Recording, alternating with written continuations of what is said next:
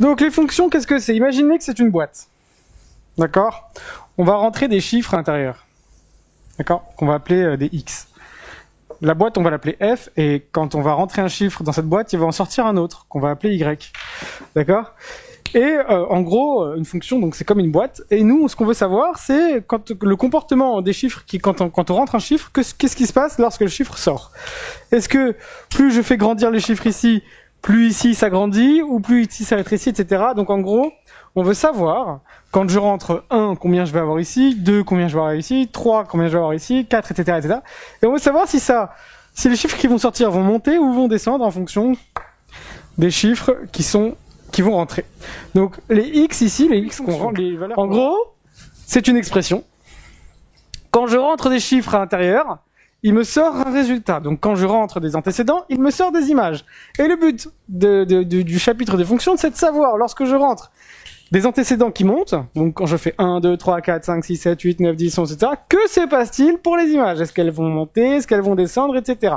C'est ce qu'on va appeler les variations de la fonction. X plus B, en fonction de la valeur de A, elle va monter ou elle va descendre.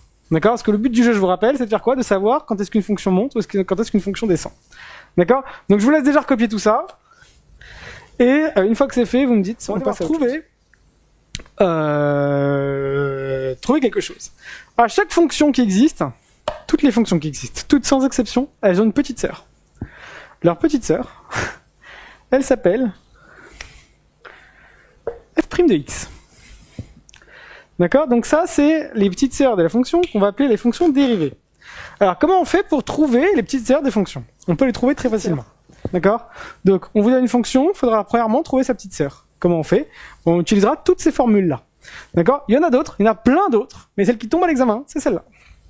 D'accord? Donc, si vous cherchez dans les livres, vous allez en trouver des vingtaines, des trentaines. Celles qui nous intéressent, nous, c'est celles qui sont cases, je mets 0. D'accord? C'est vraiment deux tableaux séparés. D'accord? On ne peut pas rajouter comme ça un tableau par-dessus un tableau. Vous avez fait votre tableau de signes, vous êtes très content. Vous faites un autre tableau, même si vous reprenez exactement tout pareil que là, ici, vous me le refaites une deuxième fois. Et il y a une propriété qui est très très très sympathique, qui dit que si la fonction f', vous voyez la petite sœur, si f' est négatif, alors la fonction en elle-même, elle décroît. Si f' est positif, la fonction, elle, croît.